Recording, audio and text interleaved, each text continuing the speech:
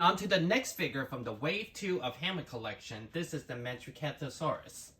This is a species we have gotten before, and it's actually one of the first species we're going to get that was not in the film. So, Hammond collection is branching out. I love that artwork, and it almost looks like an Allosaurus. So this still have the Jurassic Park logo on it because it's telling you that even though it wasn't featured in the film, it was actually featured in the DNA when Andrew stole the DNA in the movie. Pretty deep cut for Mattel, but you know what? It's good. We're getting more dinosaurs, more detail. Let's open it, check this out. Okay, so this is, like I told you guys earlier, the first dinosaur that is not directly in the film, but they connected in the canon that it was actually featured in the first park, being that it was one of the DNA Dennis took while he was trying to escape the park. So this one is pretty neat, I would say, because this is the third time Mattel took a stab at this particular species.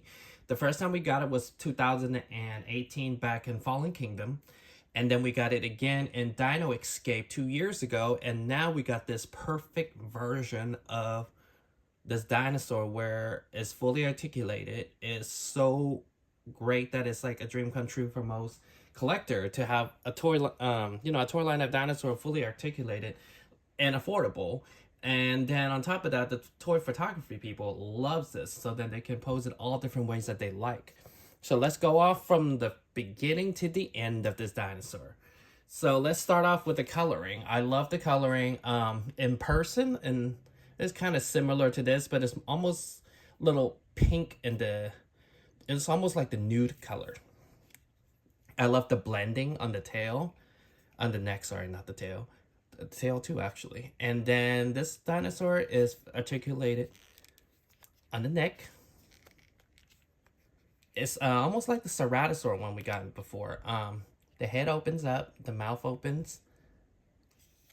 So this is the one we usually get from Mattel where the mouth just can't stay closed because of the action feature. So now that we actually have one that we can pose and keep it open or closed. Pretty nice. Like nice little blotch of brown. And I love how it's almost like chocolate color going down. And then there's the details. I don't think this is based off of anything particular. We don't have any type of storyboard or any type of painting to go against. And the claws are painted, front claw and the toe claw, nicely articulated. I did notice the feet are a little smaller than before, so it's good that Mattel's taking notes that, we want our dinosaur to be a little bit more accurate, and that the tail is so much longer than the original one we got. So this dinosaur finally looked proportioned. Is great. I love everything about it. I love that how nicely it blends, and look at the details. Not just the deco, but just the details, the bumps, the scales. Looks very reptilian, and he does have a little pupil, very small. And this one, just like the rest of them, has articulated arms, ball joint. The neck goes up and down, range of motions. And then the mouth opens and closes. Along with the legs, you can also pose it all differently, higher, lower. It bends pretty well.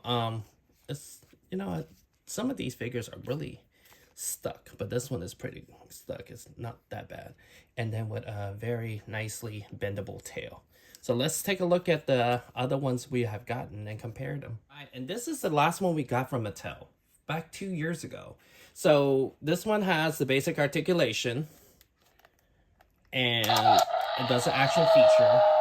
But as you can see, the lack of detail in this one, down to just the hunchback, versus the one we have now in the Hammond collection. A lot of people complain about the quality in Mattel's product lately, and even went as far as to say that they wish Hasbro would take care of it again.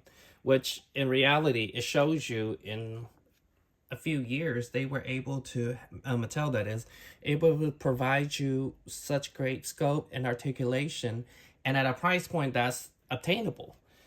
A dinosaur like this easily would have been $30 in retail for Hasbro. But Mattel was able to keep the price down.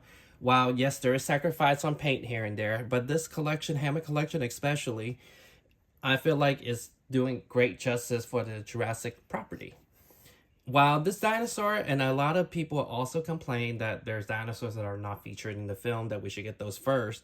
But I feel like it's refreshing and it's like a smaller drip for the Jurassic property. If you were to make all the new dinosaur where it's featured in a movie, you're going to run out of steam real quick.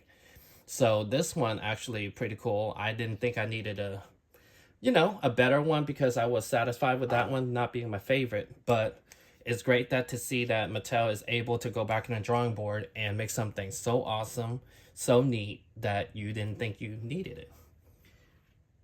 So other than that, I have a few more dinosaurs coming up in my channel. And not to mention, I just passed 10K in followers, so I will be giving away some dinosaurs pretty soon. And as always, thank you for watching. And check out for me on Instagram and also the channel the rest of the week. I have way more dinosaurs coming up. Thank you. See you guys next time.